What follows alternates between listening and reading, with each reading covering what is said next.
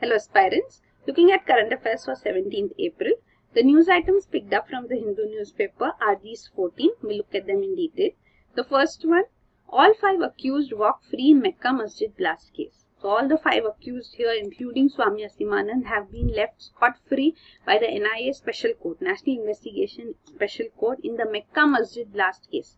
So this Mecca Masjid in old city of Hyderabad saw a bomb blast in 2007, in which 9 people were killed.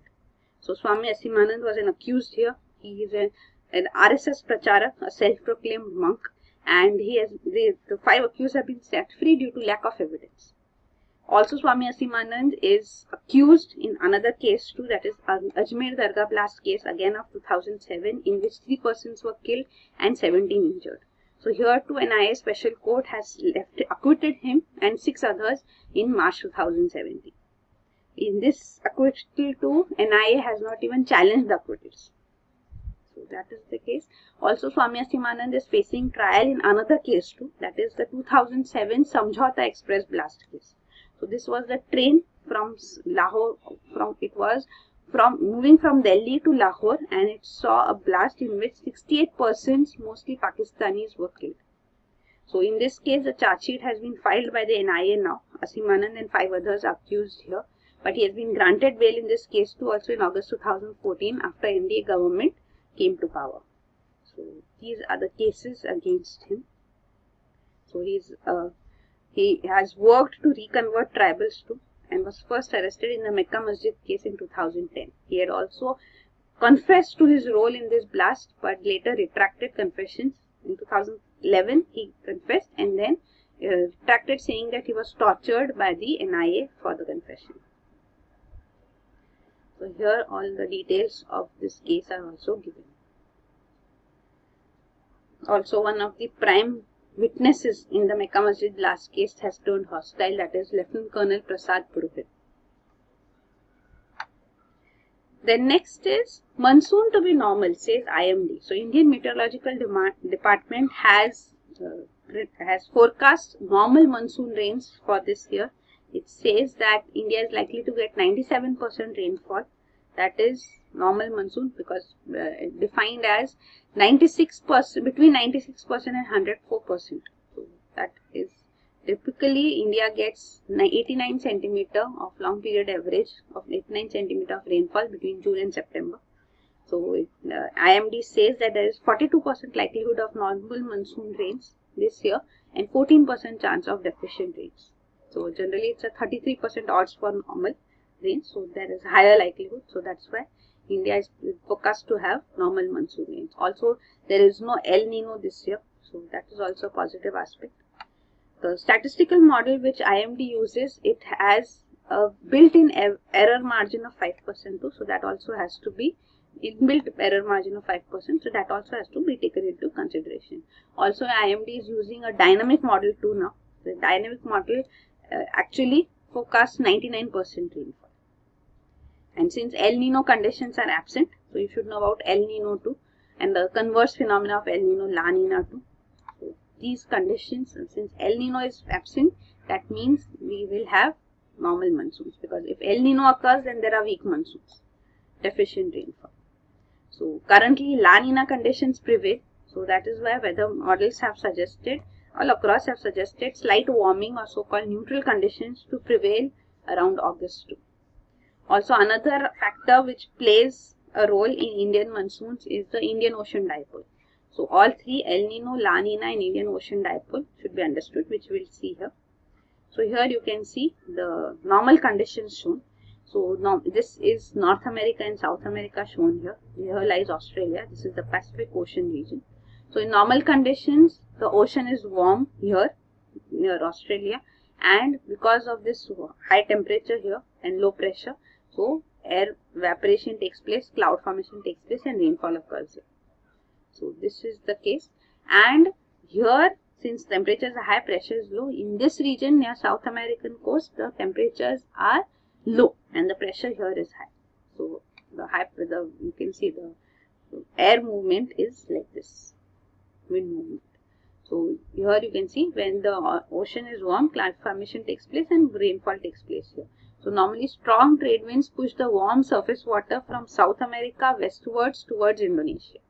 So the air movement, as you can see, is like this. So cooler water underneath rises upwards towards the surface of the ocean near South America. So this is the movement. But when El Nino conditions prevail, this reversal of winds takes place. So in El Nino years, trade winds are much weaker, allowing warmer surface water along the equator to pile up along the coast of South America. And then it moves north towards California and Chile. So there is rainfall occurring in this region, and Australia, Indonesia see drought conditions. So this high temperatures occur here and low temperatures here, high pressure here and low pressure here. High temperatures associated with low pressure. When temperature is high, pressure is low. You can see warm water means low pressure. And air always moves from high pressure to low pressure. So this reversal of winds take place. So these are called El Nino conditions. So El Nino conditions, as you can see here defined, is also, it happens when relative warming of the surface temperatures in the Central Pacific Ocean takes place. So when the water here becomes warm, the reversal of winds take place and rainfall occurs in this region and drought conditions prevail here. And Indian monsoon is also affected. So this is El Nino and La Nina. You can see the reversal shown here, wind reversal. So La Nina is basically reversal of El Nino, and El Nino is reversal of normal. So La Nina is actually normal conditions in much stronger, strongly prevailing. So that is called La Nina. So as El Nino and La Nina, these are the two conditions which occur in a cycle. So once there is El Nino, then after some years there may be a La Nina year. So this is known as El Nino Southern Oscillations together. So that is called ENSO. So this actually is the term also used. So there is no fixed pattern. El Nino may occur every, after 3 years or 4 years or even after 7 years. So there is no clear pattern as such. But yes, it does occur in cycles. Then the terms also you should know. El Nino comes from the Spanish term which means boy child, because this actually occurs around Christmas. So the appearance of El Nino occurring around Christmas, so that is Christ being born. So that way the Spanish term for it is boy child. And La Nina is the term which translates in Spanish into girl child. So opposite of El Nino. Then another factor or another event which affects Indian monsoons is Indian Ocean Dipole. This is also known as Indian Nino. So this is irregular oscillation of sea surface temperatures in the western and eastern part of the Indian Ocean. So the western part becomes alternately warmer and then colder than the eastern part of the Indian Ocean. So this also affects Indian monsoon. This is known as Indian Ocean Dipole. So this is also there. Then next is CBI files charge sheet against Lalu Rabri. So CBI has filed charge sheet against former Railway Minister Lalu Prasad Yadav, his wife Rabri Devi and his son Tejasvi and 11 others for corruption in awarding maintenance contracts for 2 IRCTC hotels to a Patna-based company, Sujata Hotels. So the conditions were tweaked for providing these maintenance contracts. So this was of the time when Lalu Prasad Yadav was the Railway Minister. So now the charge sheet has been filed by the CBI in this case after many years. Then next is stay on panchayat polls in West Bengal continues. So this is regarding the division bench of Calcutta High Court refusing to interfere with the order of the single judge bench of Calcutta High Court order, which had stayed the process of panchayat polls in the West Bengal state. So here actually the State Election Commission has scheduled elections for the panchayats for 1st, 3rd and 5th May. So actually there were questions raised regarding the violence during the nomination process. So because of this, the hearing which took place, the single judge bench of Calcutta High Court has stayed the panchayat polls. So when the division bench was approached for interfering with this order, it refused to interfere but asked the single judge bench that it hold day-to-day hearings if required, but expeditiously decide on the matter because elections have to be conducted in the month of May. Then next is, so an important thing is regarding State Election Commission too. You should know that the elections for panchayats are conducted by State Election Commission, and this is regarding elections too, that how a High Court has actually stayed the election process. Then next is World Bank Philip for natural resources in Meghalaya. So World Bank has signed a $48 million loan agreement for revitalization of natural resources in Meghalaya. So this will be a community-based landscape approach, Meghalaya Community-Led Landscapes Management Project. So this project is designed to support the tribal communities of Meghalaya, the three prominent tribals in the three prominent hills here, Khasi, Garo and Jaintia. So these tribes, they will be assisted as such, supported in managing the forests and natural resources through customary laws. So in Meghalaya, actually the woods are designated as unclassified forests. So in these unclassified forests, what does the term mean? We'll see that also. So the government does not provide any technical or financial support. So the customary laws are used here, and the Meghalaya tribes, they are sustaining or managing these forests and using the natural resources here. So since there is no institutional legal framework as such for even the forests and water management here too, water bodies, rivers, springs, all are considered as common property, just like forests. So they are managed traditionally by the traditional tribal institutions. But presently it is seen that because of pollution and unscientific mining, they are being affected. So there is a need for providing support to them. So this is the project which is being funded by World Bank. So the loan agreement has been signed. So what are these unclassified forests? Also you should know there are three ways in which forests are categorized in this particular format: reserved, protected and unclassified. So reserved forests are forests which have been given this terminology through the Indian Forest Act of 1927 under British India. So the large number of forests come under reserved forests means the jurisdiction of the government will be there in these forests. So they are given protection as such to the government. Then protected forests are forests where some amount of legal constitutional protection is there, but the habitat, the resident species here are also allowed to use them. There is habitat in these forests too. So those are called protected forests.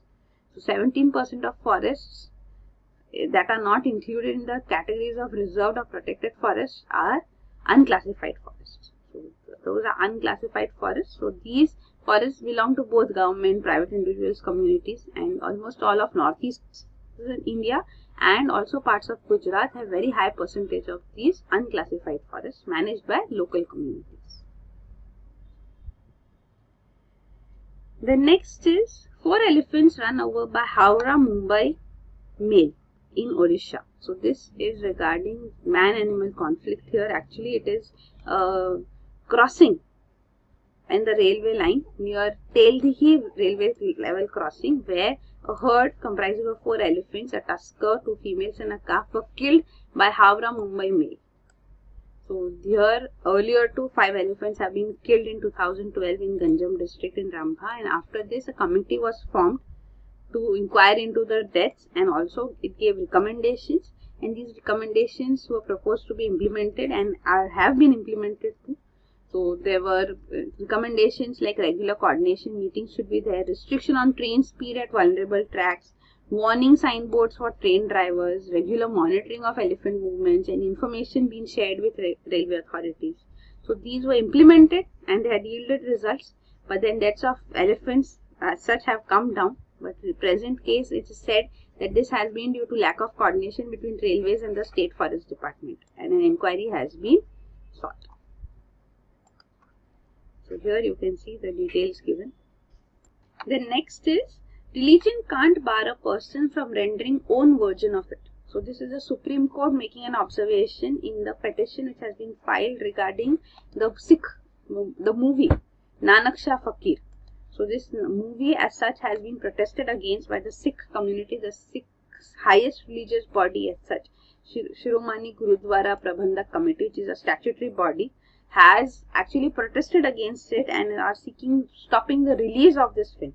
It's a national award winning film, censor board certified film, but it is being protested against because it is having a human characterizing Guru Nanak. So the Shiromani Gurudwara Prabandhak Committee had resolved in 2003 itself against movies featuring gurus. So we cannot have human forms of gurus. So Sikhs do not believe in living gods or idols. So actors are playing the guru and his family. This is being protested against. So the Supreme Court as such here has stated that it is violation of secularism for a religion to bar a person from writing a book about it or portraying it through paintings. So religion cannot be adamant that its sole portrayal should be confined to just one book or one form. So this is the Supreme Court's viewpoint on this matter. The next is UK lawmakers raise Kathua rape case. So the UK's House of Lords, the upper house of United Kingdom, has raised the issue of rape and murder of 8-year-old girl in Kathua of Jammu and Kashmir. So this was a question raised whether the issue of human rights and respect for minorities and religions would be raised when Prime Minister Narendra Modi visits UK, London. He'll be there in London for bilateral meeting along the sidelines of Commonwealth Heads of Government Summit. So this point was raised by Lord Nazir Ahmed, who is a long-term critic of Indian government. So also another question was regarding referendum for Khalistan as such too, which has been proposed as such. The next is trade treaty on Modi's agenda. So Prime Minister Narendra Modi would also be visiting Sweden, Stockholm. So here the long-pending free trade agreement between India and European Union would also be discussed. So this has been deadlocked as such for long. The talks as such broke down in 2013. So this agreement, free trade agreement, is also officially known as BTIA, Bilateral Trade and Investment Agreement between India and EU. So the talks broke down in 2013 and there have been various attempts to revive it but has not been revived. So this BTIA is a long-standing issue which we have discussed quite often. We'll look at it once again right now too. What are the issues? So India-EU FTA is one aspect. Sweden is part of European Union. Also, Prime Minister Narendra Modi would be co-hosting the first India-Nordic Summit. So this will be along with Sweden and other Nordic countries, that is Denmark, Finland, Iceland and Norway. So this would also take place. Plus also India wants its bilateral investment treaties with various countries. So that is also an issue, because even EU may have a FTA, then there would not be any need for bilateral treaties. But as long as that is deadlocked and that is not going ahead, there is a need for investment protection treaties with various countries. So we had bilateral investment treaties, BITs, with various countries individually. Around some 50 countries as such treaties expired and was scrapped in 2017 by the Indian government. So we have seen, because of this bilateral investment treaties, various investors which come into India, foreign investors, they drag the Indian government into international courts for arbitration. So to ensure that this does not take place in the future, we have a revised bilateral investment treaty and we want to renegotiate treaties with various countries. So Sweden has this concern as such with India too. And on partnership, there are various areas in which India and Sweden can participate and can partner, like in science and technology, skill development, smart cities, digitization, etc. So here you can see the Arctic Circle shown, 6.5 degree north latitude, and the Nordic countries are shown here, that is Norway, Sweden, Finland, Denmark and Iceland. So these are the Nordic countries. And this is regarding BTIA, Bilateral Trade and Investment Treaty between India and EU. So India wants improved market access for its services. EU wants better data. India also wants data secure status from EU, so that the data protection laws as such which are there in EU, the Indian firms as such get better competitiveness. Otherwise, they are severely affected, adversely affected by the data protection laws of EU. So, EU should give India data secure status. So only then the Indian firms can be competitive there. So that is another demand of India. While on the other hand, EU demands that India opens up Mode 3 transport, Mode 3 services that will include easing of FDI in multi-brand retail, insurance, legal services, etc. It wants to increase India to increase FDI limits in various services. Then also on goods, like on agri-goods, cars, wines, EU wants India to cut the duties, even on auto components, etc. So this is another demand from EU. But the talks as such have deadlocked and they have not moved ahead. And this is regarding the bilateral investment treaties. India wants to renew its bilateral investment treaties with various countries. So it has scrapped the old treaties and now it will renegotiate these treaties. And why? As I said, India has been dragged for international arbitration by many investors. So treaty will be updated keeping this aspect into consideration.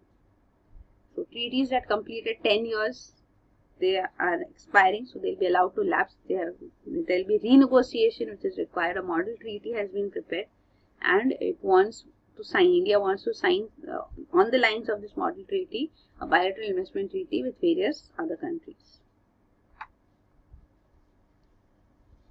So the points in the model treaty are that foreign investors will have to exhaust local judicial remedies before seeking arbitration. And tax issues will be kept out of these bilateral investment treaties. So these are the two important points in the model treaty. Then next is Supreme Court rejects plea to scrap pension for MPs. So there is a petition which has been filed before the Supreme Court by Lok Prahari that MPs are not eligible for pension as the Constitution does not mention it. But the Supreme Court says that the Constitution specifically mentions payments of pensions to retired President, Vice President, Supreme Court and High Court judges.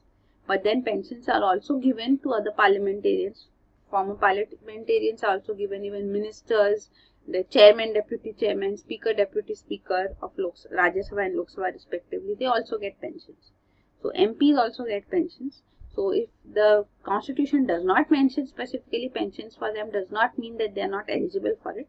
So this is the viewpoint taken by the Supreme Court on this petition and it has rejected this petition. Then next is Commonwealth offers counterpoint to protectionism. So the Commonwealth as such will have the Commonwealth Heads of Governments meeting is taking place presently in London. So there are various summits which are being held, meets which are being held. The business forum has been initiated. So here it has been stated that since protectionism is rising globally, Commonwealth has an important role to play. So there is a need to promote trade and investment within the Commonwealth too. You should know the Commonwealth has been formed of countries which were former British colonies as such. So these countries have come together under the Commonwealth. So Britain has also announced a new Commonwealth Standard Network which will help member states meet international standards and cut the costs of trade across community. So across Commonwealth, the costs of trade can be reduced. So this is the standards network which has been announced. Even She Trades Commonwealth has been formed which will help break down gender barriers. Also Commonwealth Innovation Index has been formulated in which India ranks 10th out of the 53 Commonwealth member states. So you should know the Commonwealth member countries also. Here they are shown. The prominent ones: Canada, Australia, some African nations here. You can see India, Pakistan, Malaysia, etc. So these are the 53 Commonwealth member nations shown. The next is Russia tampering with evidence. So the United States has accused Russia of blocking international inspectors from reaching the sites suspected of poison gas attack in Syria. So we have seen the missile strikes which took place, and now it is said that Organization for Prohibition of Chemical Weapons, which is the international organization based in The Hague, the inspectors from here had travelled to Syria to inspect the site, but they have not yet gained access to Douma. So Douma is the place which is presently under government control after rebels have withdrawn, and there is a suspected poison gas attack here, and the OPCW inspectors want to inspect this site to affirm it. So this is the step being taken after the missile strike has already taken place based on this suspicion. And they have actually it has been claimed that OPCW inspectors have been denied access. So here the details are also given. So Organization for Prohibition of Chemical Weapons. This is an international organization which implements the Chemical Weapons Convention of 1997, which aims to eradicate chemical weapons worldwide. So, it will collect environmental biomedical samples from survivors too, and then after the analysis, it will give its verdict.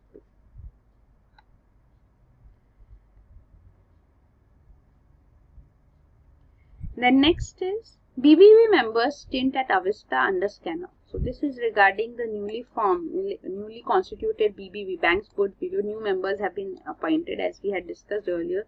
The earlier former BBB, Banks Board Bureau, chaired by former CAG Vinod Rai. Its 2-year term membership 2 years term ended as such, and now new members have been appointed. And one of the members, P. Pradeep Kumar, he has become under controversy because he was an advisor at Avista Advisory Group, and this Avista Advisory Group is a Singapore-based company which has been formed by ICICI Bank CEO Chanda Kocher's brother-in-law, Rajiv Kocher. So this controversy which is going on regarding ICICI Bank giving loan to Videocon Group, and this Videocon Group as such having its links with the company of husband of ICICI Bank CEO. That is the controversy, and now this BBB member having done a stint as advisor at Avista Advisory Group is also a concern here being raised. So the government would look into his role, whether he was only having an advisory role or whether he was part of the executive decision making process, would be looked into by the department under the Finance Ministry, Department of Financial Services will examine this. So here this ICICI Bank and Videocon, the loan which was provided, which has now become a non-performing asset, is being looked into, the links between Venugopal Dhut and this new power company founded by husband of Chanda Kocher. So they had links which is being said that how can loans be provided as such to a company which was linked to the company founded by her husband. Then the last news item is Feeno Payments Bank sees steady growth in March. So this is regarding a payment bank, Feeno Payments Bank. So it has seen steady growth in its remittances business. So this is the news. It has seen a high amount of remittance volumes as such and it is one of the 7 entities which were granted license by RBI to start a payment bank. So the objective of this payment bank was to facilitate remittances, and it was not allowed to give loans, only for remittances. So 55 non-bank mobile wallets have been issued licenses by RBI as such too. So RBI wants full KYC of these prepaid payment instruments as such too. So this was announced that from March 1, 2018, there should be full KYC. So this full KYC was demanded by RBI because it wants interoperability. So interoperability means from payment banks to through and bank accounts can also be linked. So this interoperability is possible if there is full KYC of PPIs too. So because of this, we have seen payment banks, their growth has gone down, but Feeno Payments Bank, the news presently is that it has seen steady growth in its remittances business. So you should know about payment banks basically. So these are the payment banks to whom licenses were issued. These are called differentiated licenses because they are not full-fledged banks. They are having for a particular purpose only. There are limitations on it. RBI norms limit demand deposits. Also, they can have of a maximum of ₹1 lakh. They cannot provide loans or accept term deposits, and deposits raised by them have to be invested in government bonds, and a maximum of 25% can be invested in an account with another bank. So these are the conditions for payments banks, and basically payments banks have been brought in so that service charges come down, and also the no frills accounts can be formed with minimum monthly or quarterly balance. So such requirements will also not be applied for payment banks, and competition as such will force existing banks also to offer low cost basic accounts, no frills accounts. So that is why payments banks were given differentiated licenses by RBI. So these are the news items. Thank you.